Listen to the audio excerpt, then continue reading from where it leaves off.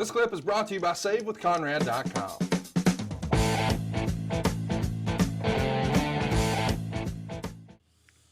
Well, I'm hoping that we get to steal the show this year at WrestleMania because people are excited, Bruce, that WrestleMania is going to have a different look and feel this year. Not all the way back to normal, but closer and getting there. I know we don't talk about current stuff, but are you nervous, anxious, excited as we get closer to WrestleMania season here in 2021?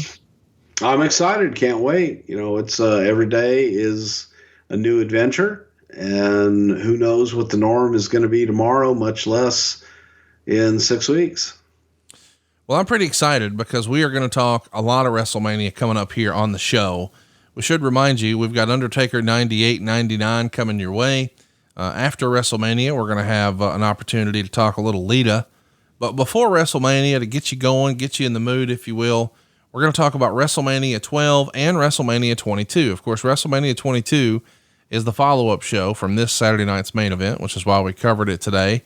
And I do want to briefly run down that card. But before I do, what was WrestleMania 24 12 rather, most notable for to you, Bruce?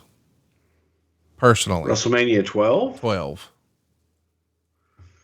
Wow. Anaheim, 1996. Getting married. There you go. I knew you were going to say that. That's always my takeaway now. When I think about WrestleMania 12, that's how married. I think of it. Yeah. So we're going to talk about a little bit about Bruce's wedding and of course a lot about WrestleMania 12, but it's Shawn Michaels and Bret Hart in the Iron Man match, the most overrated main event in the history of WrestleMania. So we're going to argue about that. Then we'll talk about Undertaker and Diesel, who's on his way out. The Ultimate Warrior beat Hunter Hearst Helmsley in 1:39. So boys and girls, Hunter lost at WrestleMania and it only took a minute.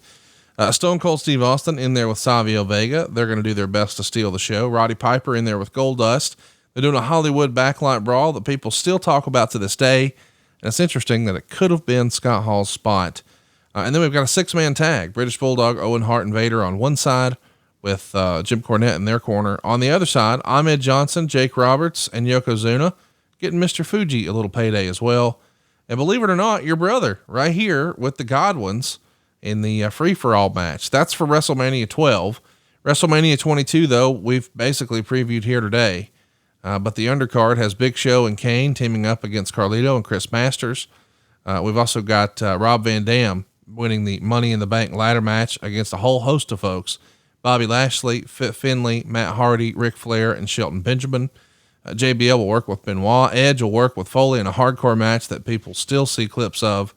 The Boogeyman will be there wrestling Booker T and Sharmell in an intergender handicap match.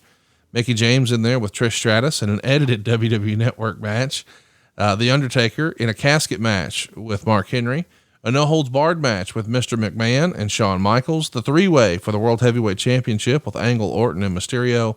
That Playboy pillow fight, and of course John Cena beating Triple H in the main event in a long match, 22 minutes and 2 seconds. Both coming your way. I'm looking forward to covering both WrestleManias, but is there one you look forward to more than the other out of those two? Probably 12. Me too. Greatest Iron Man match ever. Well, no argument there. Undertaker 98-99. I'm almost scared to share the notes with you because it's maybe our longest format ever. I kind of thought if we just broke Undertaker down into 2 years, it would be manageable, but holy shit, he did a lot of stuff in 98-99. Yeah, maybe a 98. And then it may be a 99. We're also working on Trish Stratus. We've got a Saturday night's main event coming to you. Maybe Bruce's very last one from April of 91. In Your House 7, Good Friends, Better Enemies. And boy, I can't wait until we talk about Backlash 06. Do you remember that match? No. How about Vince and Shane against Shawn and God? God didn't have a chance. Well, that's it, man. I'm running out of things to talk about here today. You talked about this Saturday night's main event. We both gave it a thumbs up. I recommend it, especially if you're going to stick around and watch WrestleMania 22 with us. I think you should watch this before you do that. It really sets the tone. I thought it was a good effort, especially when you consider the disappointing rating of a 3.2.